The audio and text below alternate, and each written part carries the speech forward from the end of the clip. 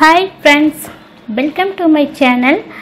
இன்னைக்கு நம்ம வீடியோவில் பார்க்க போகிற ஸ்பெஷல் ரெசிபி ஈவினிங் டைமில் ரொம்ப ஈஸியாக செய்யக்கூடிய ஸ்நாக்ஸ் ரெசிபி. குழந்தைங்க ஸ்நாக்ஸ்ன்னு கேட்கும்போது இந்த மாதிரி நீங்கள் ட்ரை பண்ணி பாருங்கள். குழந்தைங்கலேருந்து பெரியவங்க வரைக்கும் எல்லோரும் விரும்பி சாப்பிடுவாங்க.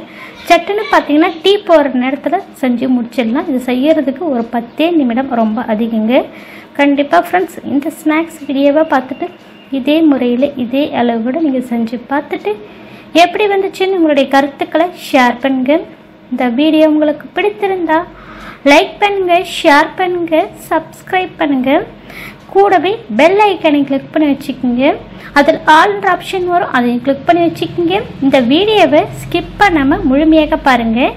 இப்போ வாங்க இந்த சுவையான ஸ்நாக்ஸ் ரெசிபியை எப்படி செய்யறதுன்னு பார்க்கலாம்.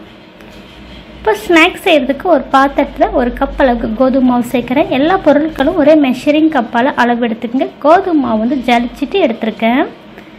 இதில் 2 டீஸ்பூன் அளவுக்கு அரிசி மாவு, பச்சை அரிசி மாவு சேர்க்குறேன். வறுத்த மாவு, வறுக்காத மாவு எதுவாக இருந்தாலும் பரவாயில்லைங்க. இதில் ஒரு சிட்டிக்கு அளவுக்கு உப்பு சேர்க்குறேன், இனிப்பு சுவையை அதிகப்படுத்தி கொடுக்கறதுக்கு. இதுக்கு நம்ம வெள்ளை கரைசல் ரெடி பண்ணிக்கலாம். இப்போ ஸ்டவ் மேலே பாத்திரத்தில் 1/2 கப் அளவுக்கு வெல்லம் சேர்க்குறேன். 1 கப் அளவுக்கு தண்ணி சேர்த்துக்கலாம். வெல்லம் வந்து நமக்கு கரைஞ்சி வந்தால் போதுங்க. கம்பி பதெல்லாம் எதுவும் வரணும் அவசியம் கிடையாதுங்க. ஒரு 2 நிமிஷம் போல் அப்படியே அடுப்பை சிம்மில் விட்டுடுங்க. நல்லா வெல்லம் கரைஞ்சி வந்துடுங்க. பாருங்கள், வெல்லம் நல்லா கரைஞ்சிருச்சு. சூடாக இருக்கும்போதே வெள்ளை கரைசல் மாவோடு ஃபில்டர் பண்ணிக்கலாம். வெள்ளை கரைசலில் கல், மண், தூசிலாம் இருக்குது. இது போல் ஃபில்டர் பண்ணியே சேர்த்துக்குங்க. இப்போ வெள்ளை கரைசலை ஃபில்டர் பண்ணதுக்கப்புறம் நல்லா மிக்ஸ் பண்ணிக்கலாங்க. இப்போ மிக்ஸ் பண்ணதுக்கப்புறம் கொஞ்சமாக தண்ணி தேவைப்படுதுங்க. இன்னும் ஒரு 1/4 டம்ளர் அளவுக்கு தண்ணி சேர்க்குறேன். ரொம்ப வந்து கெட்டியாகவும் இருக்கக்கூடாது, தண்ணியாகவும் இருக்கக்கூடாது. நம்ம இட்லி மாவு பக்குவத்து இருக்கணும்.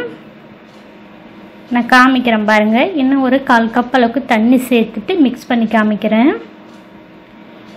இப்போ கட்டிக்கில் இல்லாமல் நல்லா கரைச்சி எடுத்துட்டேன் பாருங்கள். இப்போ இது ஒரு 10 நிமிஷம் போல் ஊறட்டுங்க.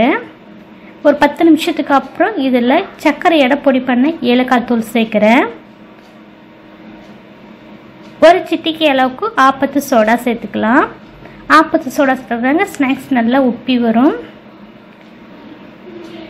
இப்போ சேர்த்து நல்லா மிக்ஸ் பண்ணிக்கலாங்க. மிக்ஸ் பண்ணிவிட்டு இது பொரிக்கிறதுக்கு எண்ணெய் சூடுபடுத்தி வச்சுருக்கேன். எண்ணெய் நல்லா சூடுபடுத்தி வச்சுக்க. சூடாக்கிட்டு அடுப்பை மீடியம் ஃப்ளேமில் வச்சுடுங்க. அப்போ தான் நம்ம அப்பம் ஊற்றின உடனே புஷ்ஷுன்னு எலும்பி வருங்க. எண்ணெய் சூடாலனா இந்த மாதிரி புஷ்ஷுன்னு எலும்பி வராதுங்க. இப்போ நான் அப்பம் ஊற்றுறேன் பாருங்கள். உங்களுக்கு எந்த சைஸில் வேணுமோ உங்களுக்கு விருப்பத்துக்கு ஏற்ற மாதிரி ஊற்றிக்குங்க. இப்போ நான் ஊற்றுனதுக்கப்புறம் ஒரு சைடு நல்லா செவந்துருச்சு பாருங்கள். செவந்ததுக்கப்புறம் திருப்பி விட்டுக்கலாம்.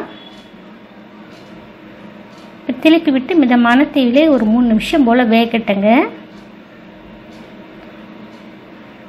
இப்போ நல்லா செவந்து வரட்டுங்க. நல்லா 2 சைடு நல்லா செவந்ததும் நல்லா கலர் மாறி இருக்குது பாருங்கள். நல்லா கோல்டன் ப்ரௌனாக இந்த மாதிரி பக்குவத்துக்கு வந்ததும் எண்ணெயை வடிச்சிட்டு ஒரு பிளேட்டுக்கு மாற்றிக்கலாம். கோதுமை மாவுன்றதுனால எண்ணெய் கொஞ்சம் கூட குடிக்காதுங்க. ரொம்ப அருமையாக இருக்குங்க. இப்போ இதே மாதிரி இன்னொரு பேட்சும் போட்டு எடுத்துக்கலாம். இப்போ நம்மளுடைய கோதுமை மாவு அப்பம் ரெடி ஆயிடுச்சுங்க. ரொம்ப ரொம்ப அருமையாக இருக்குங்க. மேலே நல்லா கிறிஸ்பியாகவும் உள்ள நல்லா சாஃப்டாகவும் பன்னு மாதிரி இருந்துச்சுங்க. இந்த மாதிரி நீங்கள் ஸ்வீட் செஞ்சு கொடுத்தீங்கன்னா குழந்தைங்க செஞ்சு கொடுத்த உடனே காலி பண்ணிவிடுவாங்க. தட்டில் ஒன்று கூட மிஞ்சம் வைக்க மாட்டாங்க. இதே முறையில் இதே அளவுக்கு நீங்கள் ட்ரை பண்ணி பார்த்துட்டு உங்களுடைய கருத்துக்களை ஷேர் பண்ணுங்கள். இந்த வீடியோ பிடித்திருந்தால் லைக் பண்ணுங்கள், ஷேர் பண்ணுங்கள், சப்ஸ்கிரைப் பண்ணுங்கள், கமெண்ட் பண்ணுங்கள். இந்த வீடியோவை ஸ்கிப் பண்ண பார்த்ததுக்கு நன்றி. வணக்கம்.